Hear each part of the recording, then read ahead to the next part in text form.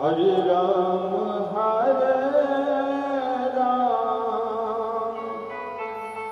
राम राम हरे हरे, हरे कृष्ण कृष्ण कृष्ण हरे हरे, हरे राम राम राम हरे हरे, हरे कृष्ण हरे हरे, राम हरे राम राम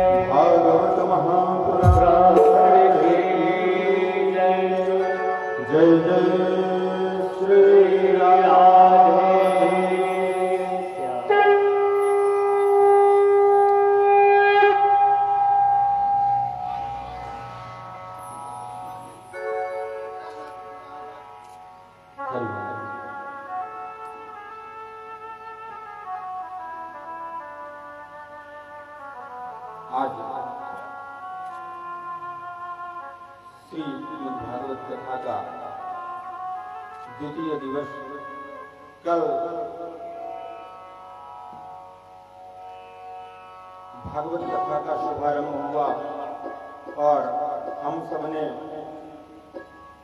मिलकर भागवत कथा के महात्मा का रसपान किया। किसी भी कथा के आयोजन में मंगलाचरण और महात्मा का बहुत ही महत्व है, क्योंकि किसी भी विषय का महात्मा जानने के पहले उस विषय में हमारी श्रद्धा, हमारा विश्वास, हमारा समर्पण नहीं करता है। कल की कथा में आपने सुना कि किस प्रकार से नारद जी भक्ति, ज्ञान, वैराग्य से दुख दूर होने का उपाय करते हैं और शनकादि ऋषियों के द्वारा भागवत कथा श्रवण करके भक्ति, ज्ञान, वैराग्य को पुष्ट करते हैं।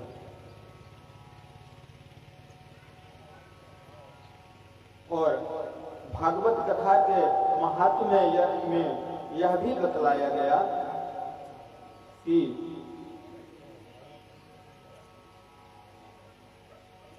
धर्मात्मा मनुष्य तो इस कथा के माध्यम से भगवान के सानिध्य को प्राप्त ही करता है।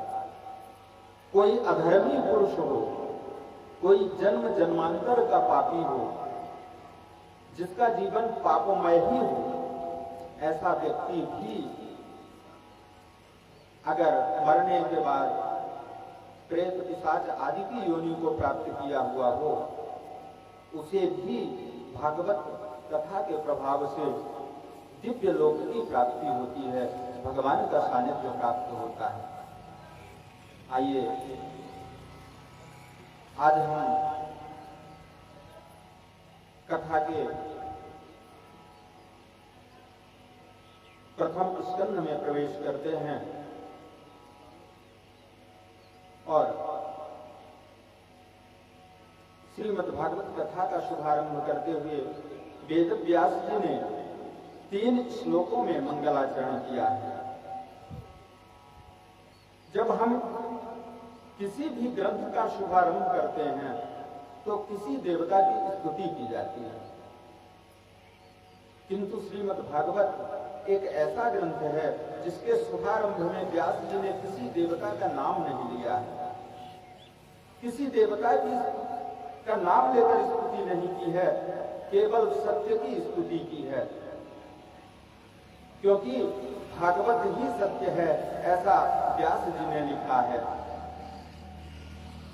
जन्माद्यस्य यतोऽन्वयादिकरतश्चार्थे स्वभिज्ञस्वराट् तेने ब्रह्महृदायादिकवे मोह्यन्ति यत्सूरयः तेजो वारिमृदां यथा विनिमयो यत्र त्रिसर्गो मृषा भावनाश्वेन सदा निरस्तकुहकं सत्यं परं धीमहि। व्यास जी कहते हैं कि जिनके इच्छा मात्र से जगत की उत्पत्ति हो जाती है, यह सृष्टि का निर्माण हो जाता है और जिनकी इच्छा मात्र से इस सृष्टि का पालन होता है और जिनकी क्रोध दृष्टि से इस संसार का लय हो जाता है, ऐसे परम ब्रह्म हिरण्यगर्भ नहीं है। जिसने स्वयं ब्रह्मा जी को वेदार्थ का ज्ञान प्रतिपादित किया। और वह ब्रह्म कैसा है? स्वराट है, जो अपने विराट स्वरूप में प्रतिष्ठित होकर अपने ही प्रकाश से सारे संसार को प्रकाशित कर रहा है। ऐसा परम ब्रह्म वेदार्थ ज्ञान को समझने के लिए बड़े बड़े ज्ञानी मोह को प्राप्त हो जाते हैं। वही वेदार्थ ज्ञान जिसने सर्वप्रथम ब्रह्मा जी को प्रतिपादित किया,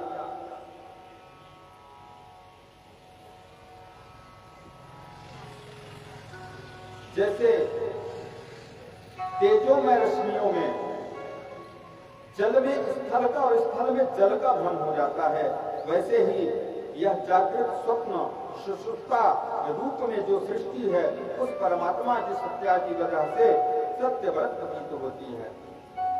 माया और माया के बंधन से जो सर्वथा मुक्त हैं, ऐसे परम सत्य की हम वंदना करते हैं।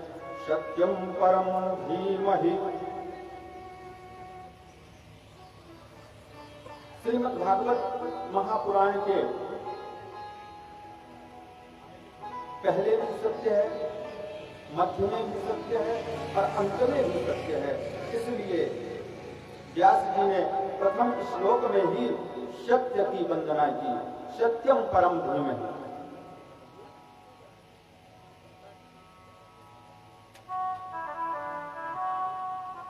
और इस सत्य की ही वंदना करते हुए तुलसीदास जी कहते हैं कि धर्मान दूसर सत्य समाना।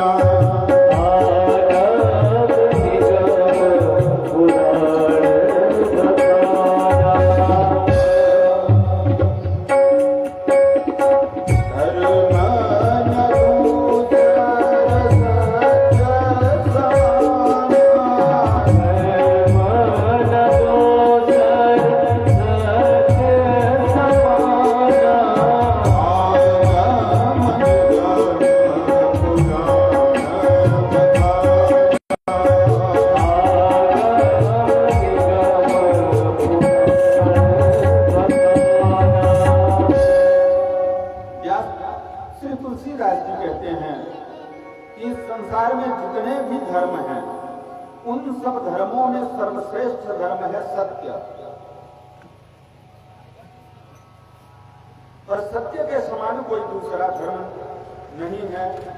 और इसी को वेद व्यास जी ने भी लिखा है, असत्याद परा धर्मो। अब दूसरे श्लोक में पुनः व्यास जी लिखते हैं कि धर्म प्रोज्झित कैतवोत्र परमो निरमत्सराणां सताम् वेद्यं वास्तवमत्र वस्तु शिवदं तापत्रयोन्मूलनम्। श्रीमद्भागवते महामनकृते किं वा परैरीश्वरः सद्यो हृद्यवरुध्यते त्रिकृतभिः शुश्रूषुमिस्तच्छात्। भागवत जी ने परम धर्म का निरूपण किया है। यह परम धर्म क्या है? तो परम धर्म है भगवानी की कथा, भगवान श्री राम की कथा, भगवान श्री कृष्ण की कथा। यही परम धर्म है। जो निष्कपट संत हैं, जिनके मन में कोई भी कपट नहीं है, जो निष्कामी हैं, जिन्हें ना धन चाहिए, ना वैभव चाहिए, ना सुख संपदा, ना स्वर्ग और वैकुंठ ही चाहिए, ऐसे संतों को जानने योग्य जो कृष्ण कथा है, उसका वर्णन श्रीमद् भागवत में है। और वह कथा है कैसी? तो व्यास जी ने कहा कि शिवदम मतलब कल्याणकारी कथा है। जो कथा कल्याण प्रदान करने वाली है, ऐसी कृष्ण कथा तापत्रयोन्मूलनम, जो संसार के 3 प्रकार के ताप हैं, दैहिक, दैविक और भौतिक, 3 प्रकार के जो ताप हैं, उन समस्त तापों के विकार को नष्ट करने वाली श्रीमद् भागवत कथा है। जिस दिन आपने श्रीमद् भागवत कथा का संकल्प लिया, उसी दिन भगवान श्री कृष्ण का प्राकट्य आपके हृदय में हो गया और भागवत का ऐसा सुंदर दिव्य और चिन्मय स्वरूप है।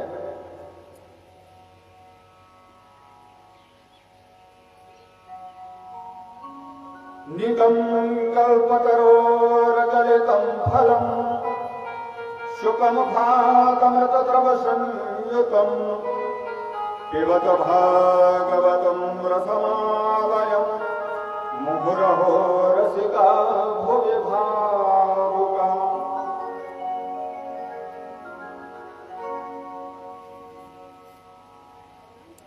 व्यास जी कहते हैं कि निगम जो वेद है, वेद रूपी कल्प वृक्ष का पका हुआ फल श्रीमद् भागवत है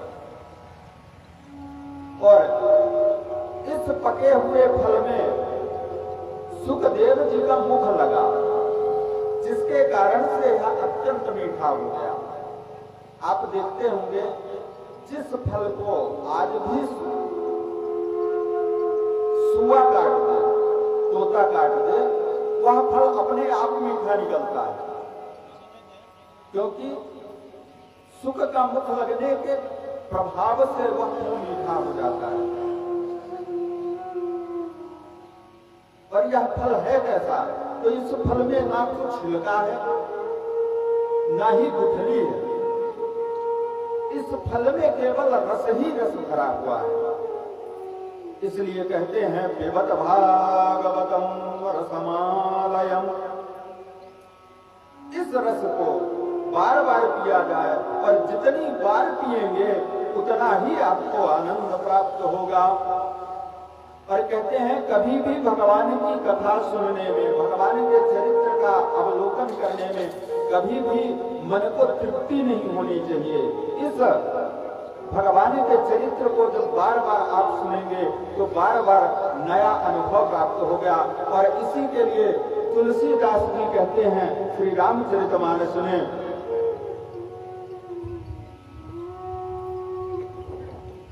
रामचरित जे सुनत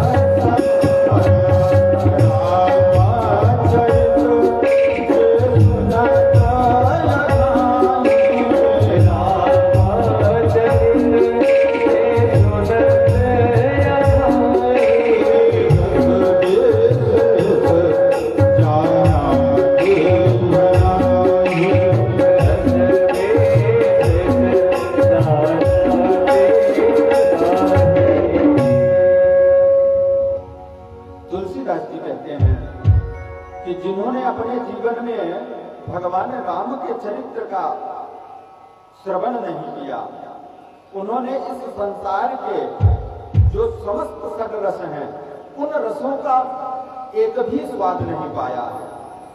और जिसने कभी भी भगवान की कथा अपने कानों से नहीं सुना है, ऐसा मनुष्य का जो कान है वह कान कैसे है, जैसे सर्पों के रहने के लिए बिल होता है। आही भवन, सांप के रहने का जो घर होता है, जो बिल होता है, उसके समान उस मनुष्य का कान होता है।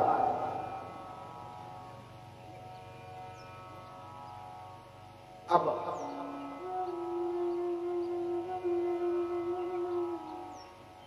इसीलिए व्यास जी ने कहा कि इस भागवत कथा का बार बार रसपान करें,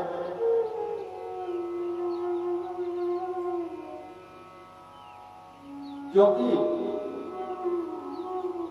और व्यास जी ने इस कथा रस को पीने के लिए क्यों कहा? क्योंकि आप सुनेंगे, कथा सुनेंगे, कुछ दिनों तक याद रहेगा, और जब दूसरी कोई वार्ता करेंगे तो आपको कथा भूल जाएगी। और जब इसका रस ही पी लेंगे तो वो आपके शरीर के अंदर प्रविष्ट कर जाएगा और आपके रक्त में बह करके आपके पूरे शरीर में पहुंच जाएगा।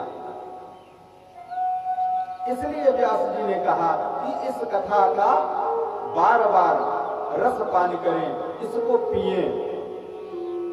आइए अब हम कथा की प्रसंग में प्रवेश करते हैं।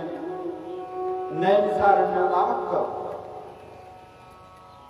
सुंदर क्षेत्र है, जहां संतों की मंडली में सूत जी विराजमान हैं और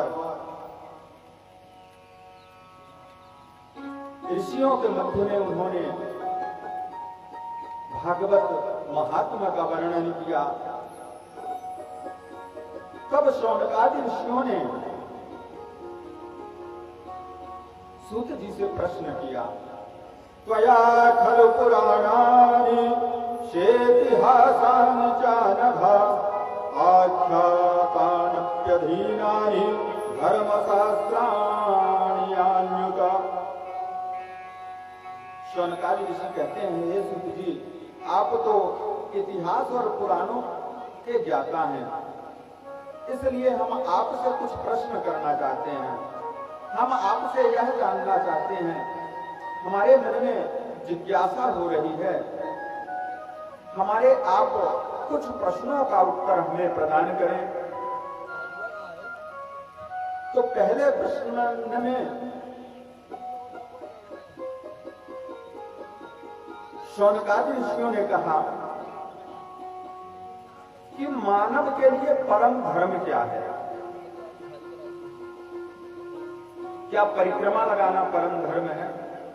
प्रातः स्नान करना परम धर्म है? दान करना धर्म है?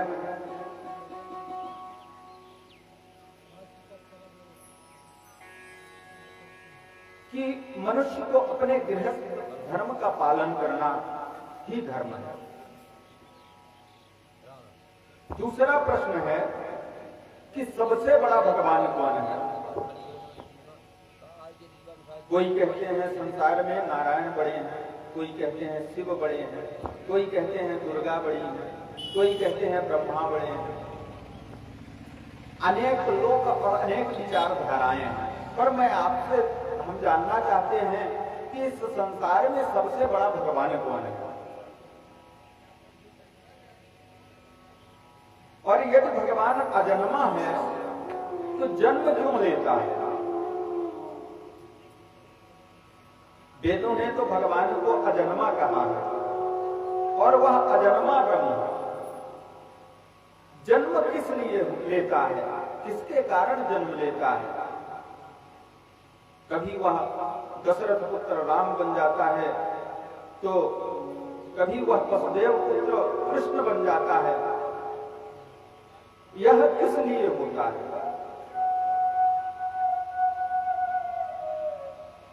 और यदि भगवान जन्म लेते हैं तो भगवान के कितने अवतार हुए हैं?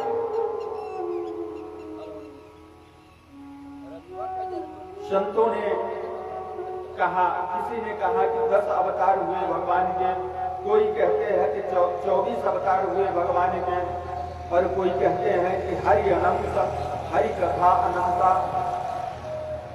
तो वास्तव में भगवान के कितने अवतार हुए हैं? पांचवा प्रश्न हमारा है कि शास्त्रों का सार क्या है?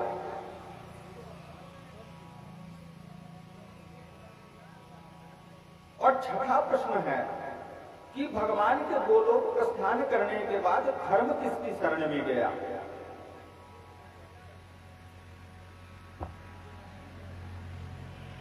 भगवान धर्म की स्थापना के लिए अवतार लेते हैं, और गीता में स्वयं भगवान ने कहा है कि धर्म संस्थापनार्थाय संभवामि युगे युगे।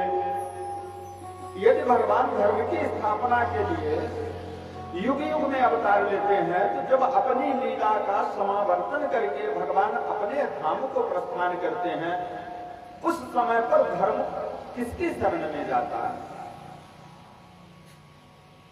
शौनकादि ऋषियों के इस प्रश्न को सुन करके सूत जी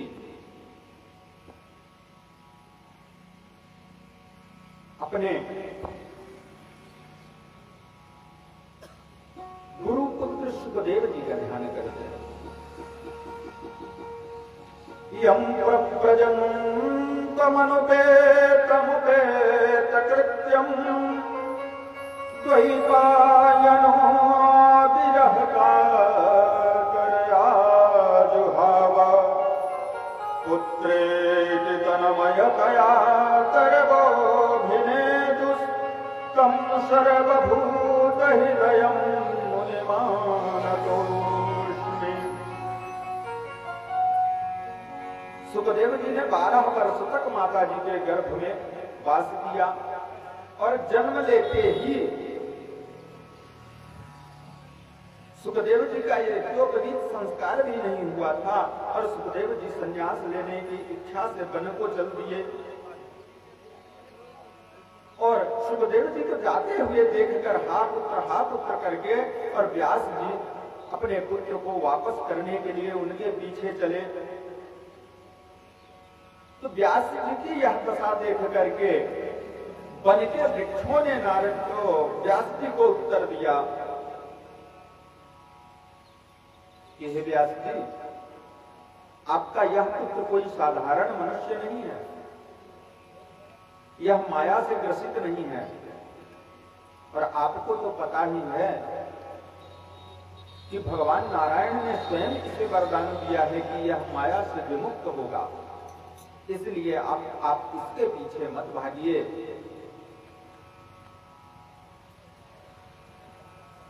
तो ऐसे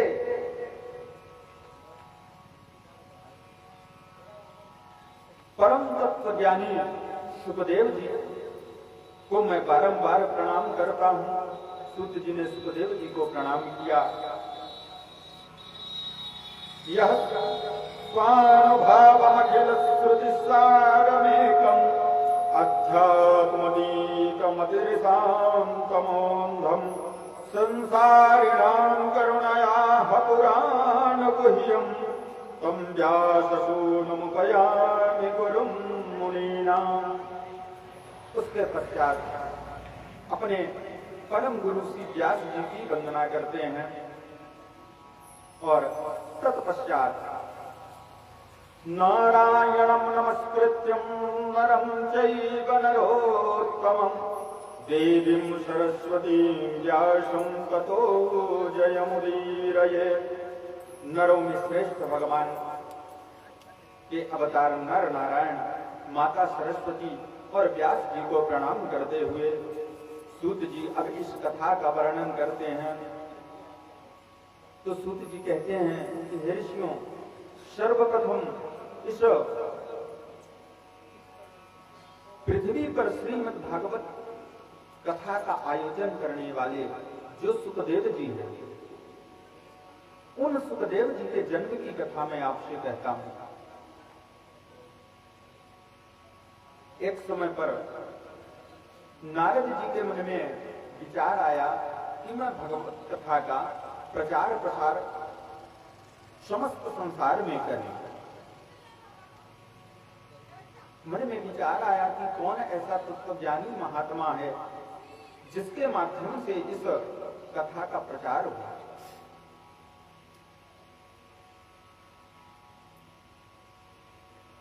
और नारद जी का स्वभाव है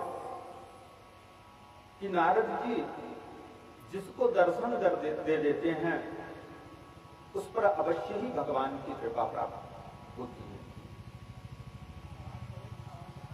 और नारद जी का दूसरा एक प्रभाव और है कि जिस घर में नारद जी पधार गए और थोड़ा देर वार्ता कर लिए, उसके घर में झगड़ा अवश्य ही होगा। है ना, अद्भुत बात। भगवत प्राप्ति भी करवाते हैं, झगड़ा भी करवाते हैं। इसीलिए जब किसी की बात कोई किसी को बताता है तो लोग बोलते हैं कि नारद वही है, बोलते हैं ना आप लोगों के यहाँ। तो नारद जी के मन में विचार आया कि लक्ष्मी नारायण का तो हमने झगड़ा करवा डाला, ब्रह्मा और ब्रह्माणी का भी झगड़ा करवा डाला, परंतु अभी शिव जी के घर में बड़ी शांति बनी हुई है,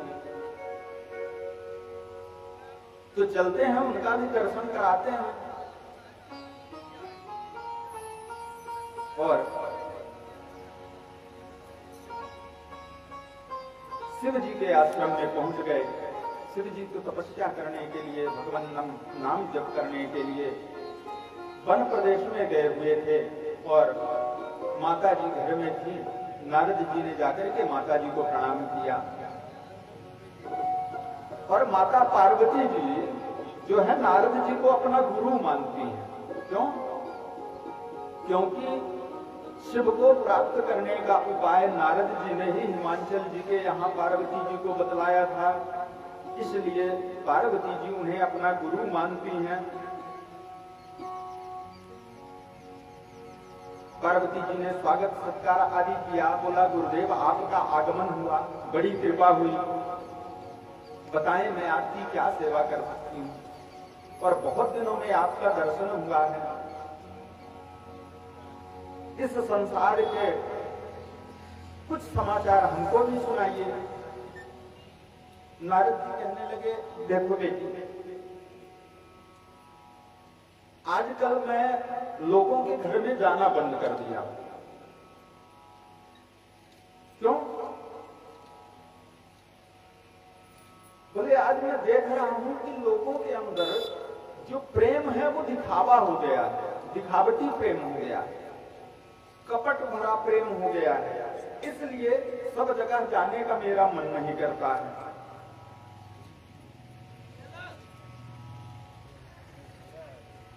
अरे मनुष्यों की क्या बात करें, बड़े बड़े संत महात्मा देवी देवता भी कपट प्रेम करने लगे हैं। माता पार्वती ने कहा, हे गुरुदेव, अब सबकी तो मैं नहीं कह सकती, लेकिन मेरे में और मेरे भोलेनाथ में इतना प्रेम है कि गोपनीय सुगोपनीय बात भी वह मुझे बतला देते हैं। यहाँ तक कि उनके गुरु ने जो उन्हें गुरु मंत्र दिया था, कहते हैं कि गुरु मंत्र पत्नी को भी नहीं बतलाना चाहिए और पति को भी नहीं बतलाना चाहिए, परंतु उन्होंने उस गुरु मंत्र को भी मुझे बतला दिया। इतना मुझसे प्रेम करते हैं। बोले माता जी, यह तो बड़े सौभाग्य की बात है कि इस कपट भरे संसार में कोई तो ऐसा निष्कपट है, परंतु क्या कभी भोलेनाथ ने आपको यह बतलाया कि ये जो मुंड की माला वो पहनते हैं वह किसकी है? माता पार्वती ने कहा, गुरुदेव, ना मैंने कभी इसका प्रश्न किया और ना ही उन्होंने कभी इस विषय में मुझे कुछ बताया। नारद जी कहने लगे, माता जी, यही तो भेद है, यही तो कपट है, क्योंकि इसी में रहस्य है। इस बात को आपको क्यों बताएंगे? और आपको तो झूठे प्रेम में वो रखे हुए हैं और आप उनके विश्वास में बंधी हुई हैं। पर मेरा क्या है, मैं तो साधु संत हूँ, रमता जोगी हूँ, इधर उधर घूमता हूँ। माता जी मैं तो चला। नारद जी चले और उधर से भगवान भोलेनाथ का आगमन हुआ। भोलेनाथ को नारद जी प्रणाम करते हैं। भोलेनाथ प्रणाम, माता जी ने आपको याद किया। भगवान भोलेनाथ कहने लगे, नारद जी जहां आपका आगमन हो जाए वहां पर माता जी याद न करें तो क्या करें। भोलेनाथ जी जब आश्रम में आते हैं तो देखे माता पार्वती जी का मन धूमिल पड़ा हुआ है, चेहरा सूखा हुआ है। शिव जी ने आकर के कहा, देवी आज तुम्हारे मुखमंडल की कांति क्यों उतरी हुई है? कारण क्या है? कोई बात हुई है? किसी ने आपको कष्ट पहुंचाया है? माता जी कहने लगी, भगवान भोलेनाथ मैं आपकी दासी हूं और आपके रहते मुझे कौन कष्ट पहुंचा सकता है? जो कष्ट मुझे दे सकते हैं वह आप ही दे सकते हैं, आपके अलावा मुझे कोई कष्ट नहीं दे सकता है। तो भगवान भोलेनाथ ने कहा कि देवी ये पहेलियां मुझे मत बतलाइए, बतलाइए आपको क्या कष्ट है, मैं क्या उपाय कर सकता हूं। मैं तो आपसे निश्चल प्रेम करता हूं। माता पार्वती जी ने कहा, अच्छा बहुत प्रेम करते हैं मुझसे? देवी हाँ, यह सत्य है कि मैं तुमसे निश्चल प्रेम करता हूं और इस प्रेम के वशीभूत होकर ही मैंने अपनी एक एक बात आपको बतलाई है। माता जी क्रोधित हो गई, कहने लगी, भोलेनाथ आपने सब कुछ तो मुझे बतलाया, पर ये मुंडों की माला आप किसकी धारण किए हुए हैं? यह तो आपने कभी नहीं बतलाया। क्यों? बोले, देवी आपने न कभी पूछा और न मैंने बतलाया, पर आज आपने पूछा तो मैं बतलाता हूं। यह जो मुंडों की माला है वह आप ही के मुंडों की माला है। अब तो सती जी का मन और चकरा गया। महाराज जी मैं तो आपको कपटी समझ रही थी, आप तो महाकपटी निकले।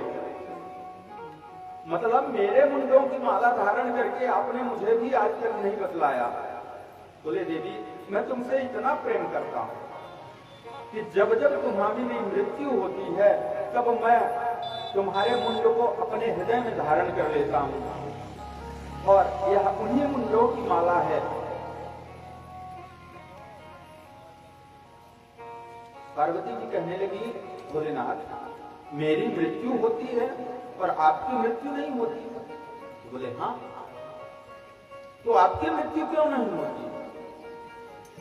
भगवान भोलेनाथ कहने लगे, देवी मैंने अमर कथा का रस पान किया है इसलिए मेरी मृत्यु नहीं होती है। पार्वती जी बोली, महाराज मैं तो आपको अब क्या कह सकती हूँ, मैं तो आपके विश्वास में इतनी पागल थी, अब तो आप इतने इतने कपटी निकलते जा रहे हैं कि आपने चुपचाप अमर कथा का पान कर लिया जिससे आप अमर हो गए और मुझे बार बार मरना पड़ रहा है। मैं आपकी अर्धांगिनी हूं, मुझे आपने अभी तक वह अमृत क्यों नहीं पिलाया? भगवान भोलेनाथ कहने लगे, पार्वती जी आपको उस अमर कथा का पान करना है? पार्वती जी बोली, अवश्य ही करना है। तो भोलेनाथ ने कहा कि चलिए मैं आपको अमर कथा का रस पान करवाता हूं और कैलाश पर्वत की एक गुफा में जाकर के भगवान भोलेनाथ दिव्य कथा का आयोजन करते हैं। पार्वती जी से कहते हैं, ये देवी मैं जब कथा करता हूं तो मैं नेत्र बंद करके और ध्यान मग्न होकर के करता हूं। मैं ये नहीं देखता हूं कि मेरे सम्मुख कौन बैठा हुआ है, कौन जाग रहा है, कौन सो रहा है, कौन बात कर रहा है, मुझे यह कोई भी ध्यान नहीं रहता है। इसलिए तुम बीच बीच में कथा के बीच में हुंकार भरती रहना, जिससे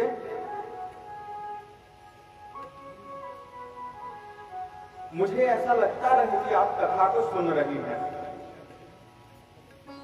अब भगवान भोलेनाथ अमर कथा को सुनाने लगे। माता पार्वती जी ओम ओम बोल करके हुंकार भरने लगी और एक वृक्ष की कोटर में एक सुक का फूटा हुआ अंडा रखा था। तो पहले दिन की जब कथा का विश्राम हुआ तो वह अंडा सबूत हो गया।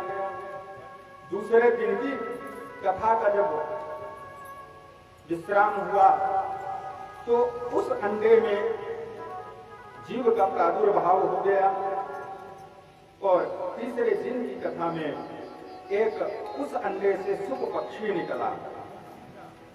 तीसरे दिन की कथा संपन्न हुई और पार्वती जी को नींद आ गई। भगवान भोलेनाथ कथा कहते जा रहे हैं, पार्वती जी ने हुंकार भरना बंद कर दिया। तब उस सुख ने मन में विचार किया कि अगर हुंकार बंद हो जाएगी तो भगवान भोलेनाथ कथा बंद कर देंगे, इसलिए अब क्या करना चाहिए। तो उस सुख ने हुंकार भरना प्रारंभ कर दिया। भगवान भोलेनाथ कथा कहते चले गए और जब 7वें दिन की कथा का विश्राम किए और भगवान भोलेनाथ ने कहा, प्रेम से बोलिए वृंदावन बिहारी लाल की जय। जैसे ही भोलेनाथ ने जयकारा लगाया, अचानक पार्वती जी की नेत्र खुल गए और पार्वती जी कहने लगी, भोलेनाथ फिर आगे क्या हुआ। तब पार्वती जी ने कहा, प्रभु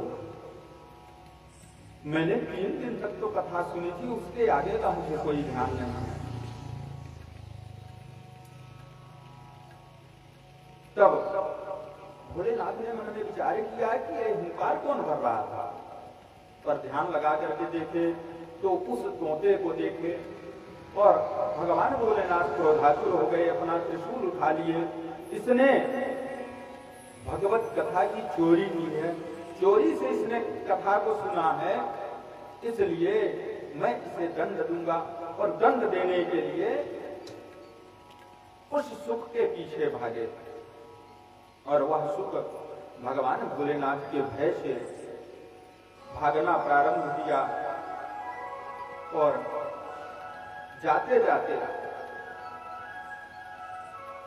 बद्रिका आश्रम पहुंच गया। वहां पर व्यास जी के आश्रम में वेद व्यास जी की धर्म पत्नी पिटका देवी बैठी हुई थी। अचानक उन्हें जमहाई आई और जमहाई में मुंह खुलता है। जैसे ही उन्होंने मुंह खोला तो सुख उनके मुख के अंदर प्रवेश कर गया। भगवान भोलेनाथ व्यास जी के पास आकर के कहने लगे कि व्यास जी, आपके यहाँ एक अपराधी पक्षी आया है, आपकी पत्नी के मुख में समा गया है, उसने ब्रह्म विद्या की चोरी की है, मैं उसे दंड देना चाहता हूं। व्यास जी ने कहा, प्रभु आप उसे दंड देना चाहते हैं, पर आप ही ने उसे अमर कथा सुनाई है और अमर कथा का प्रभाव यह है कि वह सुख तो अमर हो जाएगा, और यदि आप ही उसे मार देंगे तो जो यह कथा अमर कथा कहलाती है, वह कथा तो उसका तो नाम ही बदल जाएगा। व्यास जी की इस बात को सुन करके भोलेनाथ हंसे और मुस्कुरा करके चलने लगे। अब इधर 12 वर्षों तक सुखदेव जी माता जी के गर्भ में निवास किए। पिटका देवी बार बार व्यास जी से कहती है, हे स्वामी, मेरे गर्भ के अंदर से वेद स्तुति सुनाई देती है और 12 वर्ष हो गए मेरे गर्भ है, लेकिन मुझे संतान कब होगी इसका मुझे कुछ पता नहीं चल रहा है, आप कुछ ऐसी कृपा करें। व्यास जी ने कहा, हे पुत्र बाहर आ जाओ। सुखदेव जी ने गर्भ के अंदर से ही कहा पिताजी मैं बाहर नहीं आ सकता। क्यों? क्योंकि बाहर आते ही भगवान नारायण की माया मुझे घेर लेगी। व्यास जी ने कहा, हे पुत्र तुम आओ तो सही, तुम्हें भगवान नारायण की माया को कोई प्रभाव नहीं होगा। तब शुकदेव जी गर्भ के अंदर से ही कहते हैं कि हे पिताजी, यदि इसी बात को भगवान नारायण मुझसे कहेंगे तब मैं उनके विश्वास पर गर्भ से बाहर आऊंगा। और भक्त के लिए भगवान सदैव समर्पित रहते हैं। जितना भक्त भगवान पर समर्पित रहता है उतना ही भक्त पर भगवान समर्पित रहते हैं। कि प्रबल प्रेम के पाले पड़कर प्रभु को नियम बदलते देखा, अपना मान भले टल जाए पर भक्त का मान न टलते देखा। भगवान नारायण स्वयं गर्भ में उपस्थित हुए और सुखदेव जी को दर्शन दिए और उन्हें आशीर्वाद प्रदान किए कि जाओ पुत्र, जीवन पर्यंत मेरी माया तुम्हें ग्रसित नहीं करेगी। सुखदेव जी को दर्शन दे करके भगवान नारायण चले गए और सुखदेव जी का व्यास जी के घर में जन्म हुआ। और जन्म लेते ही सुखदेव जी कौपीन धारण किए हुए और वन में संन्यास लेने के लिए चल दिए।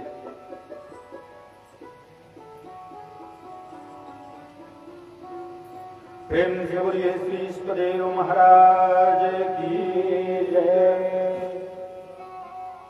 अब श्री सूत जी शौनकादि ऋषियों के प्रश्नों का उत्तर देते हुए कहते हैं कि सर्वे पुंसाम परो धर्मो यतो भक्तिरधो तजे अहेतु प्रतिहता मयात्मा संप्रसीदति। सूत जी कहते हैं मनुष्य के लिए सर्वोत्तम धर्म है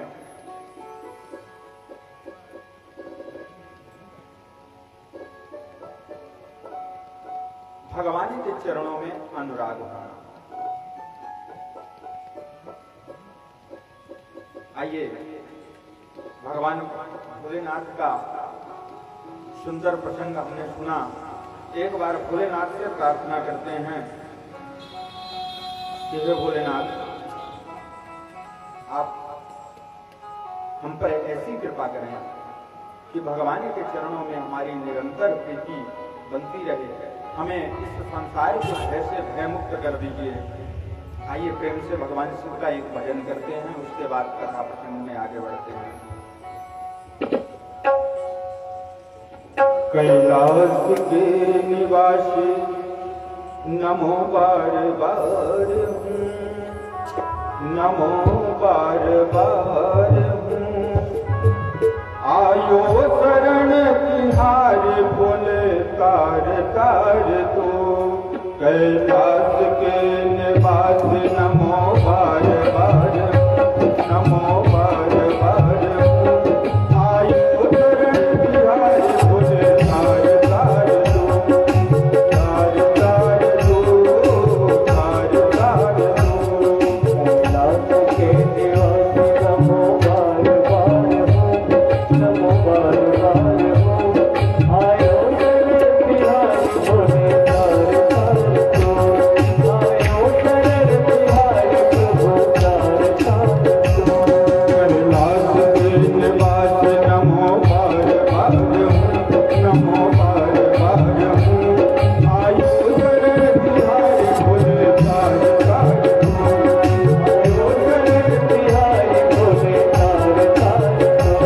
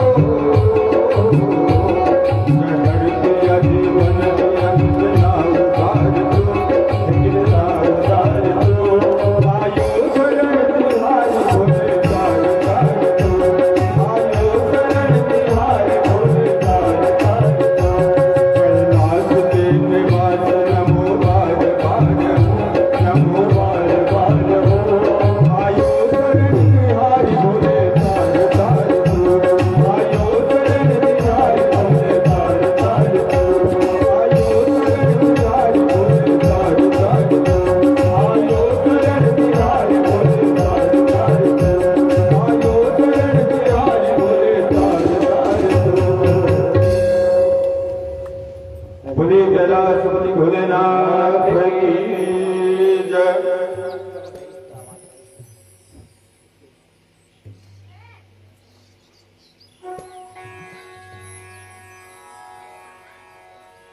श्री सुत जी शौनकादि ऋषियों का प्रश्न का उत्तर देना प्रारंभ करते हैं और कहते हैं कि इस संसार में मानव के लिए परम धर्म है कि वह भगवान नाम का संकीर्तन करे,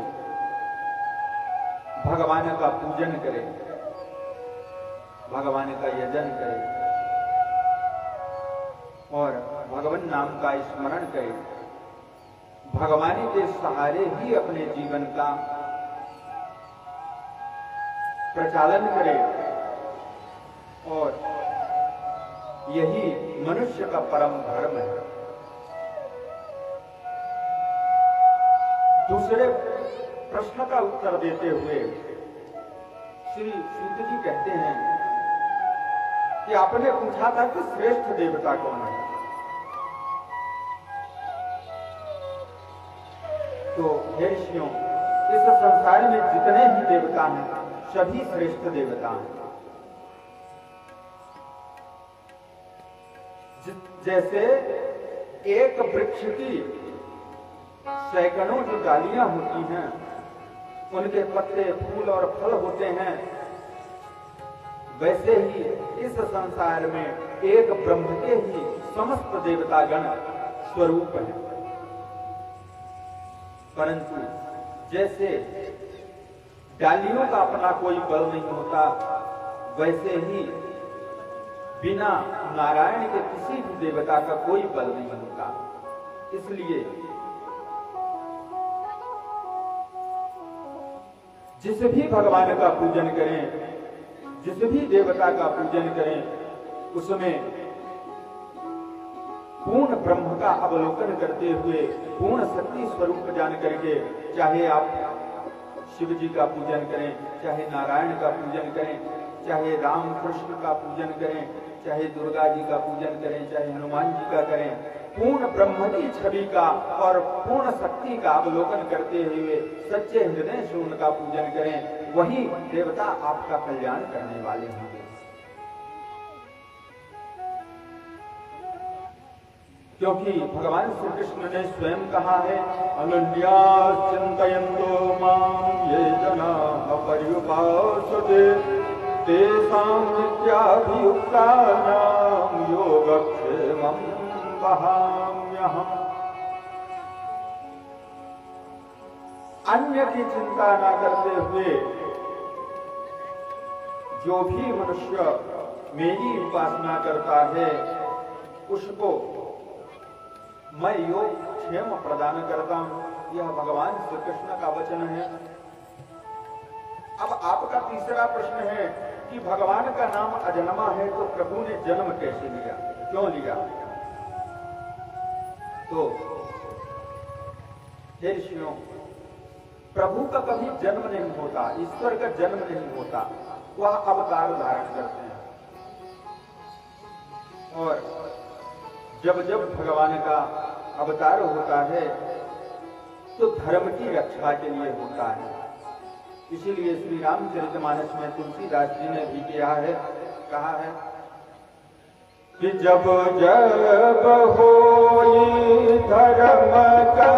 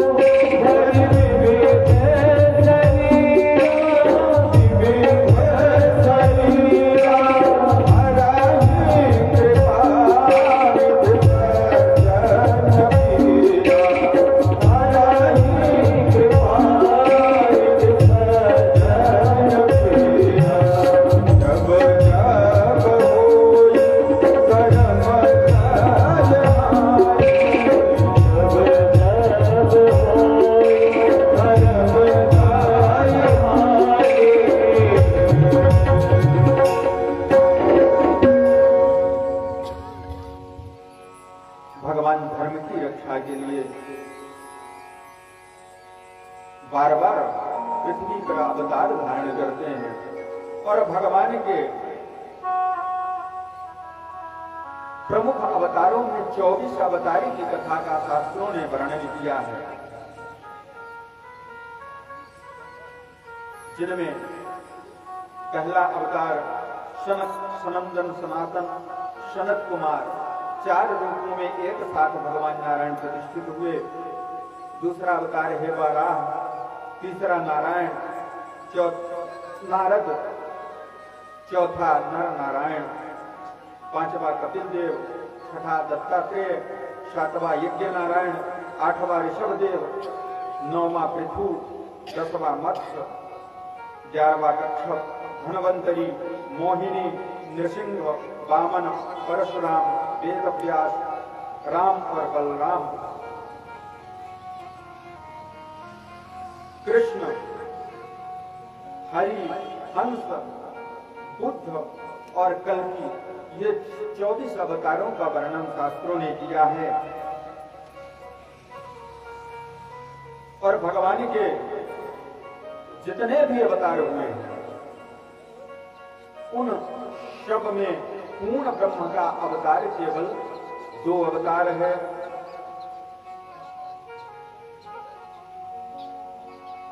पहला रामावतार, जो पूर्ण शक्तियों और परिकरों के साथ भगवान इस धराधाम पर अवतरित होकर के लीला किए हैं। और दूसरा भगवान का कृष्णावतार। और भगवान राम और भगवान कृष्ण में अंतर क्या है? तो कवि कहते हैं कि राम कृष्ण तो एक है, अंतर नहीं निमेष। तो अंतर क्या है कि इनके नयन गंभीर है और उनके चपल विशेष। भगवान राम के नयन में गंभीरता है और कृष्ण के नयनों में चंचलता है। केवल इतना ही दोनों में अंतर है। एक मर्यादा पुरुषोत्तम है तो दूसरे लीला पुरुषोत्तम है।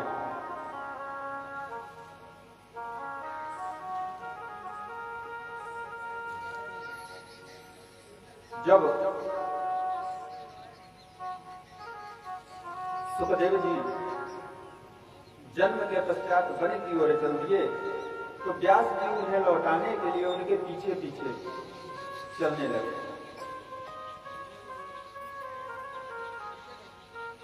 और व्यास जी अपने पुत्र का बार बार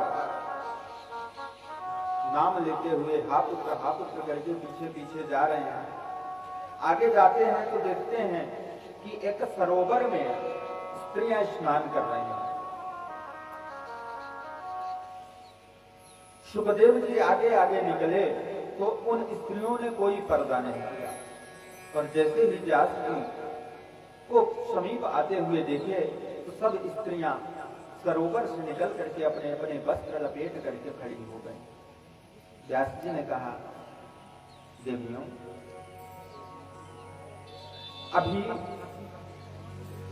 16 वर्षीय मेरा पुत्र आगे आगे जा रहा है, उसे देख करके तुम लोगों ने लज्जा नहीं किया। और मैं तो बूढ़ा, मेरी आंखें भी कमजोर हो गई हैं, मैं तो तुमको ठीक से देख भी नहीं पाता, फिर तुम लोगों ने मुझसे पर्दा किया। इसका रहस्य बतलाइए, इसका कारण बतलाओ। तब उन स्त्रियों ने व्यास जी को कहा, हे व्यास जी, यद्यपि आप बूढ़े हैं परंतु आपको तो ये मालूम है कि कौन स्त्री है कौन पुरुष है। और आपके सुखदेव जी जो हैं तो ये परम तत्वमय हैं, ये स्त्री और पुरुष के भेद को जानते ही नहीं है। कौन स्त्री है, कौन पुरुष है, कौन पशु है, कौन पक्षी है, इन सब का भेद कुछ भी नहीं है सुखदेव जी के पास। वह परम तत्व में समस्त संसार में केवल ब्रह्म का ही दर्शन करते हैं, इसलिए उनसे पर्दा करने की क्या आवश्यकता है। यह उन स्त्रियों की बात सुनकर के व्यास जी के मन में बड़ा संतोष हुआ और मन में विचार करने लगे कि मेरे पुत्र का इतना महान चरित्र है, अब इसके पीछे जाने से कोई फायदा नहीं है। व्यास जी अपने आश्रम में लौट करके आ गए और भागवत की रचना की।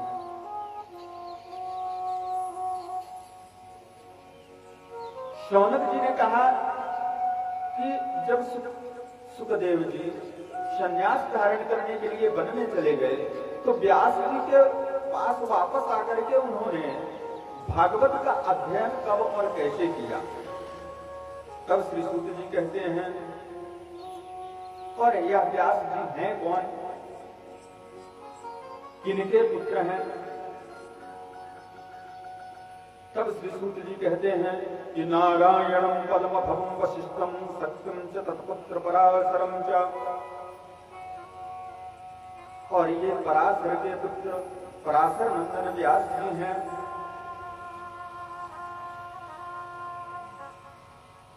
व्यास जी अपनी माता सत्यवती को सांत्वना देते हुए बोले थे कि हे माता, जब भी आप मुझे मेरा स्मरण करोगी तत्काल मैं आपके पास उपस्थित हो जाऊंगा, ऐसा वचन दे करके और बद्रिका आश्रम में सम्याप्रास नामक आश्रम बना करके वहां पर निवास करने लगे। और वहीं पर व्यास जी ने एक वेद के 4 विभाग किए, 4 वेदों की रचना की, 6 शास्त्रों की रचना की, 17 पुराण की रचना करके कर डाले। और मन में विचार करने लगे कि मैं ऐसा क्या करूं जिससे मुझे संतोष की प्राप्ति हो। उसी समय पर नारद जी का आगमन हो जाता है।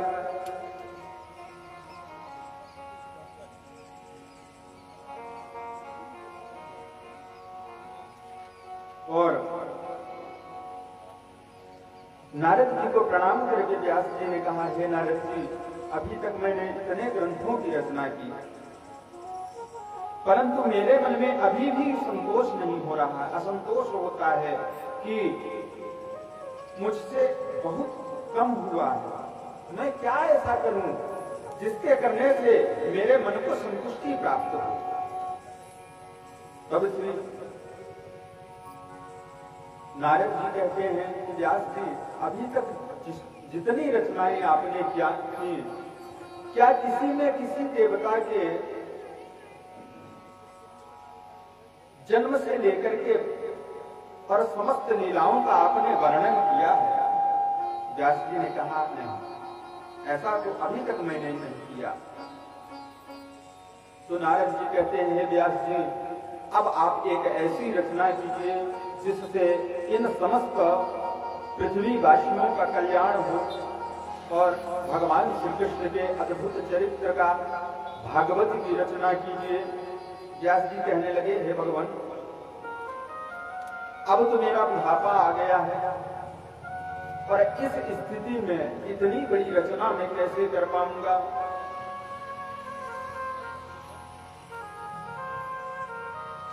तब नारद जी कहते हैं कि हे व्यास जी, यदि भगवान की कृपा हो तो मनुष्य के लिए कुछ भी असंभव नहीं होता।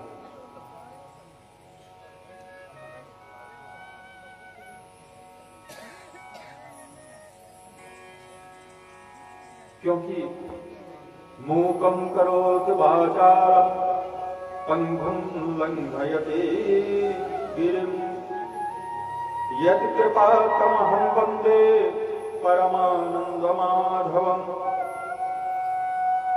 जिसकी कृपा से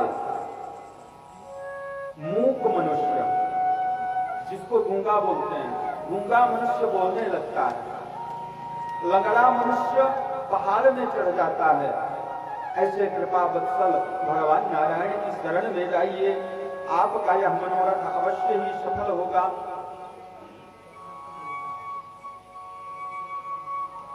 और जिनकी कृपा से एक दासी पुत्र मैं, जो कि ब्रह्मा पुत्र नारद बन गया, उनकी कृपा की बात ही क्या करनी है, आप उनकी शरण में जाइए। व्यास जी कहने लगे, हे प्रभु, यह बात बतला करके तो आपने मुझे विस्मय में कर दिया। अपने उस चरित्र को बतलाइए कि भगवान ने आप पर कैसी कृपा की थी।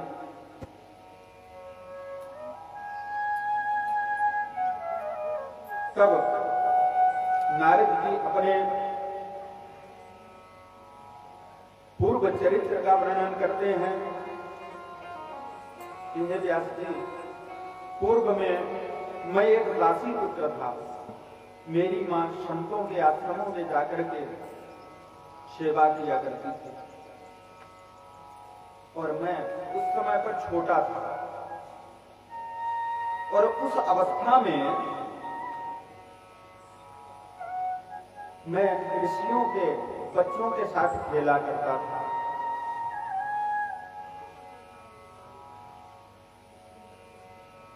और उसी समय चतुर्मास करने के लिए उन आश्रमों में बड़े बड़े संत महात्मा आए। 4 महीने का सत्संग चला। जब भी संकीर्तन भजन कथा आदि होती थी, मैं वहां पर जाकर के बैठ जाता था और बड़े प्रेमपूर्वक कथा का श्रवण किया करता था। कीर्तन होता था तो मैं ताली बजा करके नाच के और मन प्रसन्न कर लेता था। परंतु जब चतुर्मास का समापन हुआ, तब ऋषिगण विदा लेने लगे। उस समय पर मेरे मन में कथा से इतना प्रेम हो गया था कि मैं उन ऋषियों के पास जाकर के कहने लगा कि हे स्वामी, मुझे भी अपने साथ ले चलिए, मैं अब यहाँ रहना नहीं चाहता। तब ऋषियों ने मुझे समझाया, हे पुत्र, तुम्हारी मां है और मां के रहते तुम संन्यास धारण नहीं कर सकते, क्योंकि संन्यास धारण करने के लिए भी कुछ नियम होते हैं। यदि एक पिता की 4 संतान हैं तो उसमें 3 भाइयों को माता पिता की सेवा में छोड़ करके चौथा भाई संन्यास धारण कर सकता है। परंतु यदि माता पिता का एक ही सहारा है कोई भी, तो उसे संन्यास धारण करने की अनुमति नहीं है। माता जी के आकर के रोने लगी, हे गुरुदेव, ऐसी कृपा करिए, मेरा बालक मुझे छोड़ करके जाना चाहता है, आप ऐसी कृपा करिए जिससे यह मेरे पास रह सके। संतों ने बहुत समझाया और मंत्र दे दिया कि बेटा, तुम इन्हीं मंत्र का जप करो, तुम पर भगवान कृपा करेंगे। अब मैं उन संतों के द्वारा हुआ उस मंत्र का जप करने लगा। ओम नमो भगवते वासुदेवाय, इस मंत्र का मैं निरंतर जप करने लगा, पर मेरा मन घर भी नहीं लगता। मैं सोचता था कि इस मां के कारण मुझे भगवान के भजन करने का, संतों का सानिध्य प्राप्त करने का मुझे अवसर नहीं मिलता है। कब मां मुझे छोड़ेगी और कब मैं मुक्त होकर के भगवान का भजन करूंगा, ऐसा मन में बार बार विचार आता था। एक दिन बात है, एकदा निर्गता गेहा दुहंती निसंपथे शरपोतसत्पता स्पृष्ट कृपणां कालशोदिता। एक दिन माता जी आश्रम में गाय दूहने के लिए गौशाला में गई और एक काले सर्प ने उन्हें डस लिया। माता जी का देहांत हो गया। अब मैं अंदर से बहुत प्रसन्न हुआ और ऊपर से जो संसार का नियम है तो मैं रुदन करने लगा। तो मेरे आंखों से 2 प्रकार के आंसू निकलते हैं, एक आंख में गर्म आंसू और दूसरे आंख में ठंडा आंसू निकलता है। व्यास जी कहते हैं कि हे नारद जी, एक साथ दोनों आंखों में 2 प्रकार के आंसू कैसे आ सकते हैं? तब नारद जी कहते हैं कि हे व्यास जी, जब मनुष्य के आंख में प्रसन्नता से आंसू आते हैं तो वह शीतल आंसू होते हैं, और जब दुख के आंसू आते हैं तो वह आंसू गर्म होते हैं। और मेरे पास उस समय पर दोनों स्थिति थी। मां के मरने पर दुखी होना चाहिए, यह संसार का नियम है, मेरे भी मन में दुख आया। इस दुख के आंसू मेरे एक आंख में थे और मेरे मन में प्रसन्नता भी आई कि चलो अब मां से मैं मुक्त हो गया, अब मैं भगवान का भजन कर सकूंगा। इसलिए मेरे एक आंख में प्रसन्नता के आंसू आए।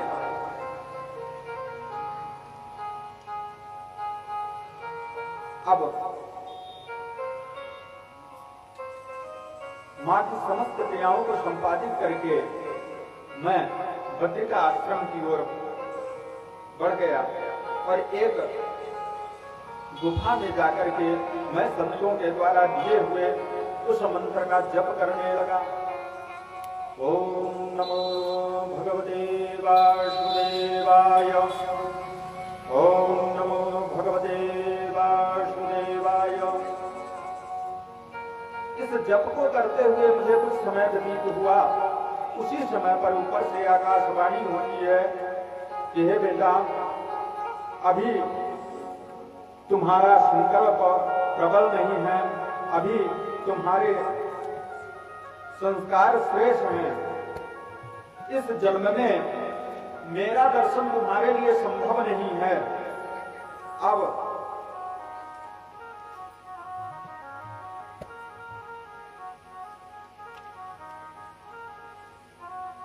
जब यह सृष्टि पुनः प्रलय को प्राप्त हुई, तब इस मंत्र जप के प्रभाव से जब दोबारा सृष्टि का निर्माण हुआ, तब मैं दासी पुत्र ब्रह्मा पुत्र बन करके और जन्म लिया और भगवान का परम भक्त बन गया। और मैं निरंतर ही भगवान की कथा का गुणगान करता हूँ। भगवान के द्वारा दी हुई मेरे हाथ में वीणा है। और व्यास जी, मैं आपसे अब यह कहना चाहता हूं कि जब एक दासी पुत्र भगवत कृपा से ब्रह्मा पुत्र बन सकता है, तो आप तो स्वयं ज्ञानी हैं, आप धर्मवान हैं, आप पर भगवान को कृपा नहीं करेंगे। आप भगवान का नाम लेकर के और ग्रंथ की रचना प्रारंभ कीजिए। जो ब्रह्मा जी ने नारद जी को चतुश्लोकी भागवत का मंत्र दिया था, वही चतुश्लोकी भागवत का मंत्र नारद जी ने व्यास जी के कान में फूंक दिया। अब व्यास जी ने श्रीमद् भागवत की रचना प्रारंभ की और इस रचना को करने के पश्चात व्यास जी के मन में ये आया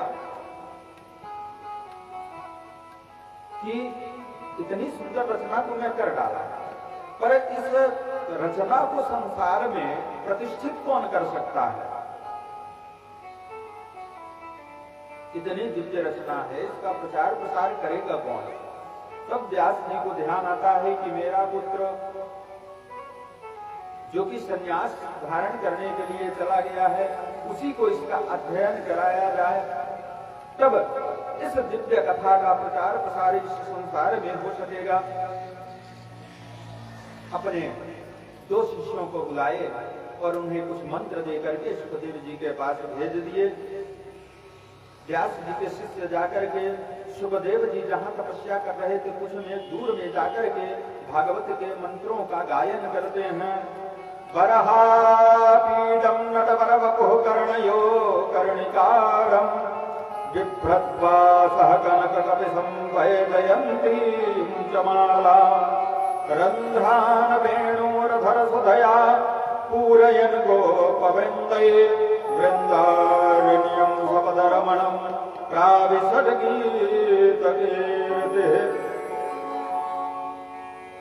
इस श्लोक का गायन किया। सुखदेव जी के नेत्र खुल गए। अरे कितना सुंदर स्वरूप का वर्णन किया इन्होंने। उनको पास बुला करके सुखदेव जी कहने लगे, इतना सुंदर आपने श्लोक सुनाया, कौन है वो जिसके इस दिव्य स्वरूप का आपने वर्णन किया? आगे सुनाइए ना।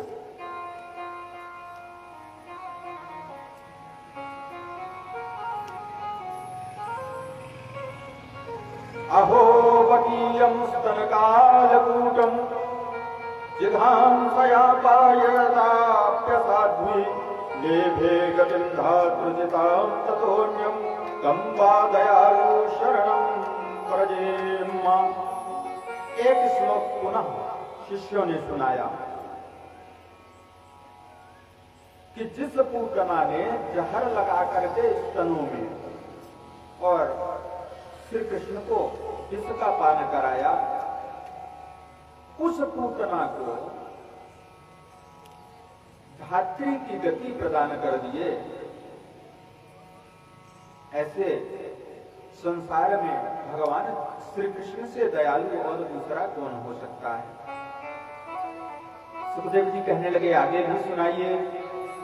तब शिष्यों ने कहा कि हे स्वामी, हमको तो गुरु जी ने जो पढ़ाया था वो हमने आपसे कह दिया। अब अगर इससे आगे कुछ जानना हो तो आपको हमारे गुरुदेव के पास चलना होगा। और सुखदेव जी उठ खड़े हुए, व्यास जी के पास जाकर के चरणों में प्रणाम किया। हे पिताजी, आपने जो दिव्य ग्रंथ की रचना की है उसे आप मुझे सुनाइए।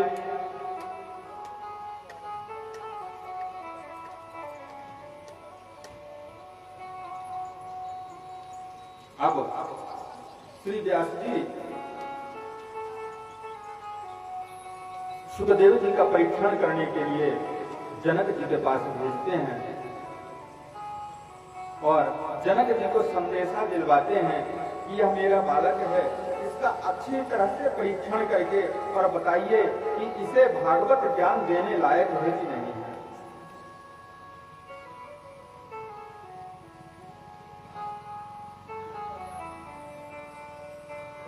सुखदेव जी जनक जी के पास पहुंच गए।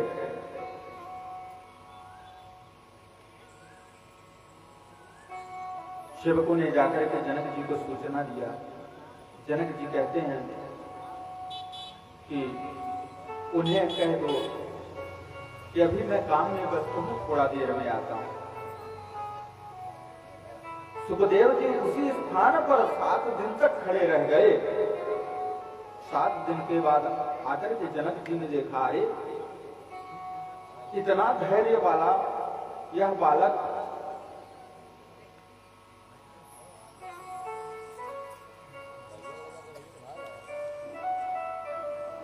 और सैनिकों से कहा कि इन्हें ले जाकर के इन्हें अच्छे से कक्ष में बैठाइए, इनका स्वागत सत्कार करवाइए, तब मैं इनसे मिलूंगा। और ले जाकर के एक कक्ष में सुखदेव जी को बैठाया गया। चारों तरफ से सेवा करने के लिए स्त्रियों को भेजा गया। वो स्त्रियां जाकर के तरह तरह के शब्दों से, तरह तरह की क्रियाओं से सुखदेव जी को रिझाने का प्रयास करती हैं, परंतु सुखदेव जी के मन में कोई भी विकार उत्पन्न नहीं होता है। अंत में जब जनक जी इसका भी परीक्षण कर लिए, तब जाकर के सुखदेव जी के चरणों में गिर पड़ते हैं कि हे ब्राह्मण पुत्र, मैं आपको कैसे वेदांत का ज्ञान करा सकता हूं, क्योंकि आप तो वेदांत की प्रतिमूर्ति हैं। आपके पिताजी ने कहा था कि आपका परीक्षण करने के पश्चात मैं आपको ज्ञानोपदेश करूं, परंतु मैं यह करने में सक्षम नहीं हूं। क्यों? क्योंकि आप तो वेद की और वेदांत की प्रतिमूर्ति हैं। और व्यास जी को संदेशा भिजवा दिए कि आपका पुत्र पूरी तरह से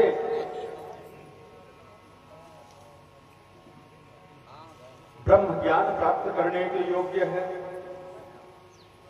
और वही सुखदेव जी व्यास जी के द्वारा शिक्षा प्राप्त करके और प्रथम बार राजा परीक्षित को इस दिव्य कथा का श्रवण कराते हैं।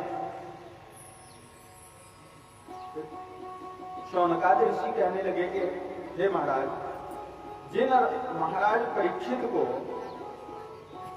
सुखदेव जी ने दिव्य कथा का रसपान कराया था, वह महाराज परीक्षित कौन है? तब श्री सूत जी कहते हैं कि हे ऋषियों, अब मैं उस धर्मात्मा राजा परीक्षित के जन्म की कथा आपको सुनाता हूं।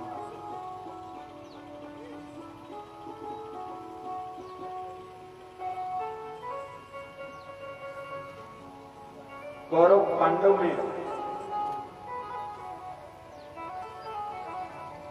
युद्ध चल रहा था और युद्ध के अंतिम चरण में जब केवल दुर्योधन बचा हुआ था, वह भी भीम के गदा के प्रहार से टूटी हुई जंघा को लेकर के रोते बिलखते अकेला पड़ा हुआ था। उसी समय पर द्रोण पुत्र अश्वत्थामा दुर्योधन के पास आकर के कहा कि हे मित्र, इस महाभारत युद्ध में हमारी जो क्षति हुई है उसकी पूर्ति तो मैं नहीं कर सकता हूं, पर एक मित्र होने के नाते मैं आपके लिए कुछ करना चाहता हूं। बताओ मित्र, मैं तुम्हारे लिए क्या कर सकता हूं? और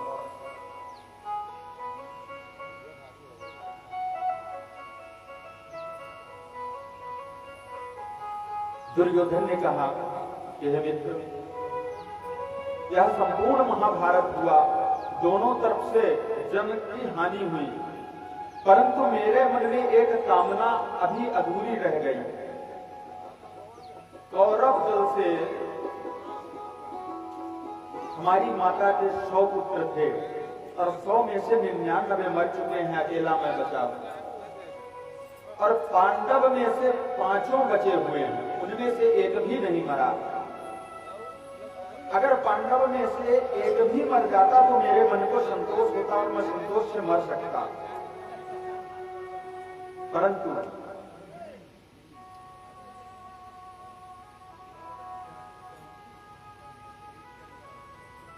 अगर तुम ऐसा कर सकते हो तो उन पांडवों में से एक को भी मार करके ले आओ, तो मैं समझूंगा कि मेरा बदला पूरा हो गया।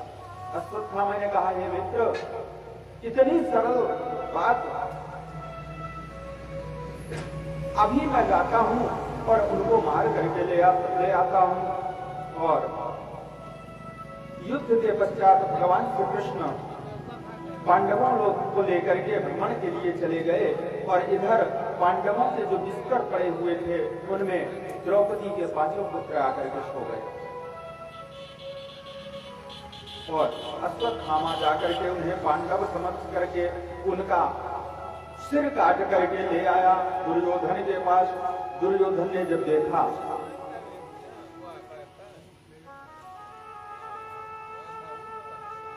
ये तो शीघ्र ही 5 पांडवों को मार करके ले आया, पहले तो बड़ा प्रसन्न हुआ, पर जब उस कटे हुए सिर के मस्तक को हाथ में पकड़ा तो वह लेते ही टूट कर बिखर गया। यह देख करके दुर्योधन के मन में बड़ी ग्लानि हुई, अपने मित्र को धिक्कारने लगा, मूर्ख, तूने तो मेरे कुल का ही विनाश कर दिया। मैंने तुझे पांडवों को मारने के लिए कहा था और तूने तो मेरे कुल का ही विनाश कर दिया। तूने तो द्रौपदी के 5 पुत्रों को मार डाला। अभिमन्यु को पहले ही मारा गया था, अब हमारे कुल में कोई भी नहीं बचा हुआ है। और यह समाचार जब द्रौपदी ने सुना, बड़े जोरों से विलाप करने लगी और द्रौपदी को विलाप को सुनकर के दौड़ करके भीम, अर्जुन आदि आ जाते हैं और अर्जुन ने प्रतिज्ञा कर लिया कि आज जब तक इस दुष्ट को मैं दंड नहीं दूंगा तब तक मुझे संतोष नहीं होगा। और अश्वत्थामा के पीछे भागे। अश्वत्थामा ने ब्रह्मास्त्र का संधान कर दिया।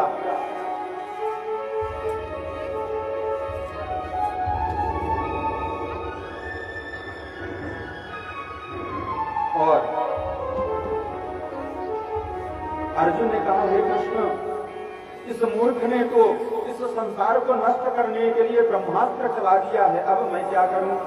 तब भगवान श्री कृष्ण कहते हैं कि हे अर्जुन, तुम्हें भी ब्रह्मास्त्र का ज्ञान है, इसलिए तुम इस ब्रह्मास्त्र को अपने ब्रह्मास्त्र से ही काट सकते हो। तुम भी अपना ब्रह्मास्त्र चलाओ और दोनों ब्रह्मास्त्र को अपने पास वापस कर लो।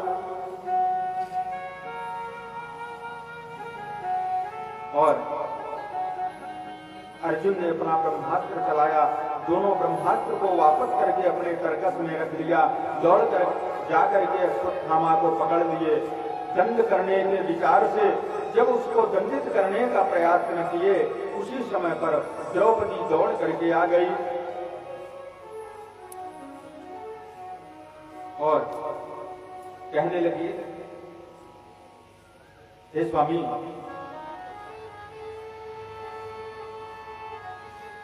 इसे दंड मत दीजिए। अर्जुन कहने लगे, हे देवी, अभी तक तो तुम विलाप करते हुए कह रही थी कि जहां भी अश्वत्थामा मिले उसे मार डालो, और अब जब मैं पकड़ करके ले आया हूं तो तुम कहने लगी कि इसे दंड मत दो। इधर महाराज युधिष्ठिर भी बार बार अर्जुन को समझा रहे हैं कि दंड मत दो। भीम मारने के लिए तैयार हैं और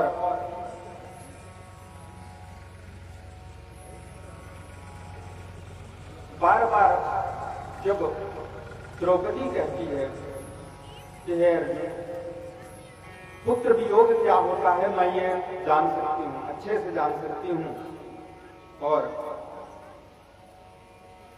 इसे मत मारिए, यह गुरु पुत्र है और गुरु पुत्र को मारने में आपको ब्रह्म हत्या का पाप लगेगा, इसलिए आप इसे छोड़ दीजिए। तब अर्जुन ने कहा, हे कृष्ण, मैंने तो प्रतिज्ञा कर लिया था कि इसे मैं मारूंगा, और यदि मैं इसे नहीं मारता हूं तो मेरी प्रतिज्ञा टूटती है, अब आप ही कुछ उपाय बताइए। तब भगवान श्री कृष्ण ने कहा कि हे अर्जुन, किसी भी प्रतिष्ठित मनुष्य का यदि अपमान कर दिया जाए, उसे सभा से उठा दिया जाए, तो उसकी मृत्यु के बराबर ही होता है। इसलिए तुमने जो प्रतिज्ञा की थी उस प्रतिज्ञा को पूरा करो और इसका मस्तक काट करके इसके मस्तक से मणि छीन लो। वैसा ही अर्जुन ने किया और अश्वत्थामा को दंडित करके चले आए। और इधर अश्वत्थामा ने मन में विचार किया कि मेरा इतना अपमान हुआ है, अब मैं इस अपमान का बदला अवश्य ही लूंगा। पुनः आश्रम में बैठे बैठे सरसंधान किया और उत्तरा के गर्भ में ब्रह्मबाण को छोड़ दिया।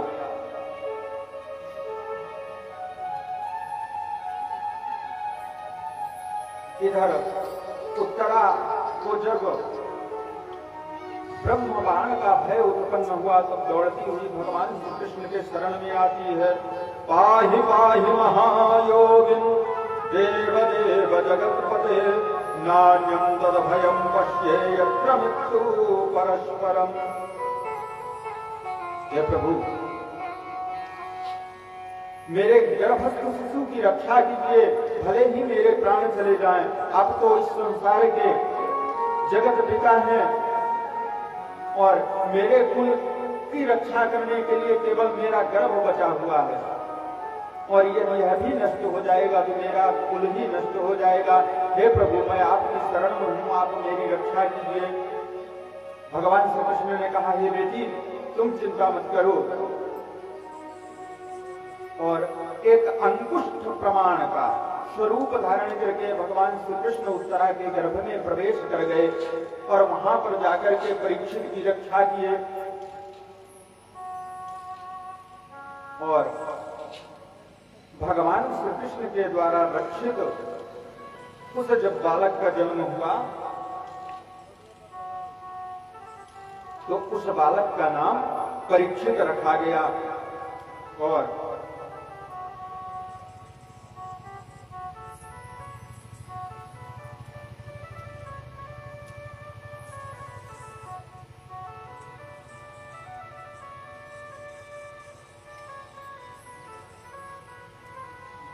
परीक्षित का जन्म संस्कार आदि किया।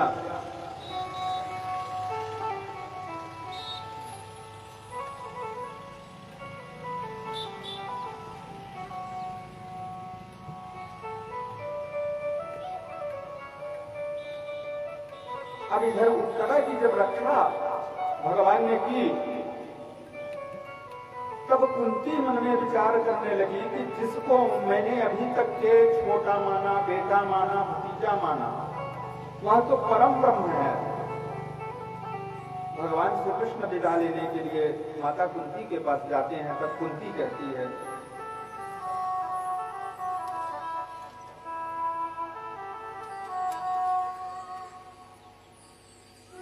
कि हे कृष्ण, आज तक मैं तुम्हें छोटा मानती रही, अपना भतीजा मानती रही, अपना बेटा मानती रही, परंतु आज मैं जान गई हूं कि तुम कोई साधारण नहीं हो, तुम मेरे भगवान हो और मैं तुमसे कुछ मांगना चाहती हूं। भगवान श्री कृष्ण हंसने लगे। अच्छा, आज मेरी बुआ मुझे भगवान कह रही है जो मुझे बेटा बेटा कह रही है। चलो आपके लिए मैं भगवान ही सही। तो भगवान का काम होता है भक्तों की रक्षा करना, भगवान भक्तों को वरदान देना। चलिए बारी बारी से आप सब मुझसे वरदान मांगिए।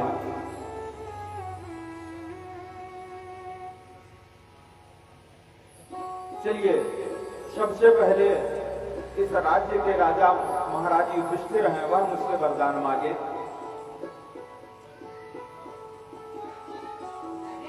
युधिष्ठिर जी ने कहा, हे कृष्ण, मैंने सदैव ही सुख दुख में तुम्हारा साथ पाया और मैं ये चाहता हूं कि जब तक मेरा जीवन रहे, कठिन परिस्थितियों में भी मैंने सत्य का त्याग नहीं किया, इसलिए जब तक मेरा जीवन रहे कभी मैं सत्य से विमुख न हो पाऊं।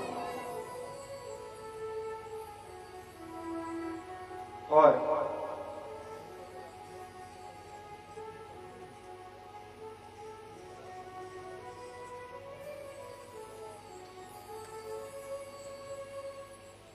अर्जुन ने भी कहा कि हे मित्र, जिस प्रकार से आपने आज तक मुझे मित्र बना करके रखा, मैं जान चुका हूं कि आप परम ब्रह्म हैं, परंतु ये मेरे मित्रता का भाव मुझसे आप कभी मत छोड़ना। सुभद्रा ने कहा कि आप मेरे बड़े भाई हैं, आज तक मैं आपको अपना बड़ा भाई ही मानती गई,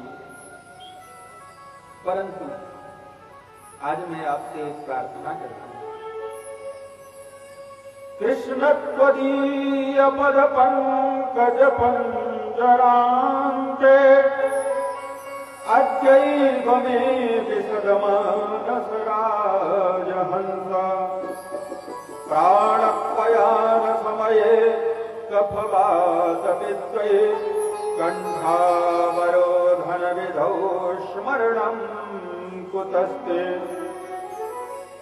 हे कृष्ण, आपका जो चरण कमल है वह एक पिंजरा है और मैं अपने इस मन रूपी पक्षी को आपके चरणों को आज ही आपके चरण रूपी पिंजरे में समर्पित करती हूं। भगवान कृष्ण कहने लगे, बहन अभी तो तुम्हारा पूरा जीवन पड़ा हुआ है। सुभद्रा कहती है कि प्राणपयान समये कफवात पित्तै कंठावरोधन विधौ स्मरणं कुतस्ते। हे प्रभु, जब मनुष्य के प्राण त्यागने का समय आता है तो उस समय पर तीन चीजें विशेष रूप से व्यथित करती हैं। पहला कफ, वात और पित्त, और इन तीनों के प्रभाव से कंठ का अवरोध हो जाता है। उस समय पर मनुष्य को आपका ध्यान करने का, आपका भजन करने का अवसर प्राप्त नहीं होता है। इसलिए मैं आज से ही आपके चरणों में अपने आप को समर्पित करती हूँ। सभी लोगों ने कुछ न कुछ वरदान मांगा। माता कुंती अभी तक खड़ी हैं। भगवान कृष्ण कहने लगे, बुआ, आप ही ने तो मुझे भगवान की उपाधि दी है, आप कुछ नहीं मांगना चाहती हैं? तब माता कुंती कहती हैं कि हे पुत्र, यदि मेरा कुछ होता तो मैं अपने लिए मांगती। आज तक आपने मेरी सहायता की है और कहीं न कहीं मेरे भी मन में ये अभिमान उत्पन्न हो जाता था कि मैंने किया है, परंतु आज मैं जान चुकी हूं, क्योंकि भुवन जी, मैं नहीं, मेरा नहीं, क्योंकि मैं जान चुकी हूं प्रभु कि इस संसार में जो कुछ भी प्रतीत होता है वह कुछ भी सत्य नहीं है, और जो कुछ भी इस संसार में मिलता है वह सब आप ही की कृपा से मिलता है। और मनुष्य इस बात का अभिमान कर लेता है कि यह मेरा है। आइए एक भजन को सुनते हैं। मैं नहीं, मेरा नहीं,